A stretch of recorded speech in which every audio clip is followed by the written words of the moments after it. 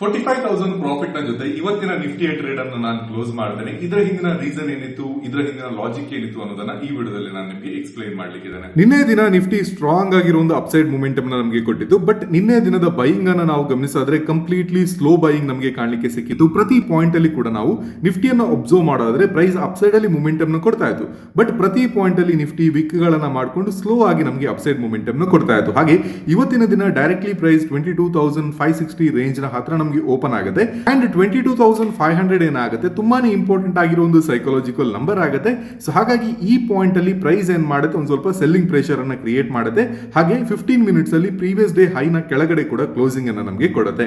So ಈ based ಆಗಿ ನಾನು ಇಲ್ಲಿ ಎಂಟ್ರಿ ನ ಪ್ಲಾನ್ ಮಾಡ್ತೇನೆ, ಬಟ್ 15 ಮಿನಿಟ್ಸ್ ಬೇಸ್ಡ್ ಆಗಿ ಇಲ್ಲಿ ನಾನು ಎಂಟ್ರಿ ನ ಪ್ಲಾನ್ ಮಾಡಿರಲಿಲ್ಲ. ಆಕ್ಚುಲಿ ಇದನ್ನ ನಾನು 1 ಮಿನಿಟ್ ಬೇಸ್ಡ್ ಆಗಿ ಟ್ರೇಡ್ ಅನ್ನ ತಗೊಳ್ತೇನೆ. ಈಗ 15 ಮಿನಿಟ್ಸ್ ಬೇಸ್ಡ್ ಆಗಿ ನಾವು ಟ್ರೇಡ್ ಅನ್ನ ತಗೊಂಡಾಗ ಯೂಶುವಲಿ ನಮಗೆ SL ಜಾಸ್ತಿ ಆಗುತ್ತೆ. ಸೊ ಹಾಗಾಗಿ ಇಲ್ಲಿ ನಮಗೆ ಪ್ರೈಸ್ ಶಾರ್ಪ್ ಆಗಿ ಯಾವಾಗ ಫಾಲ್ ಆಗುತ್ತೆ, ಆನಂತರ ಪ್ರೈಸ್ ಒಂದು ಸ್ವಿಂಗ್ ಅನ್ನ ಮಾಡಿಬಿಟ್ಟು ಅಪ್ಸೈಡ್ ಅಲ್ಲಿ ಮೊಮೆಂಟಮ್ ನ ಕೊಡ್ಲಿಕ್ಕೆ ಟ್ರೈ ಮಾಡುತ್ತೆ. ಅಂಡ್ ಇಲ್ಲೊಂದು ಬ್ರೇಕ್ಔಟ್ ಅನ್ನ ನಮಗೆ ನೀಡುತ್ತೆ.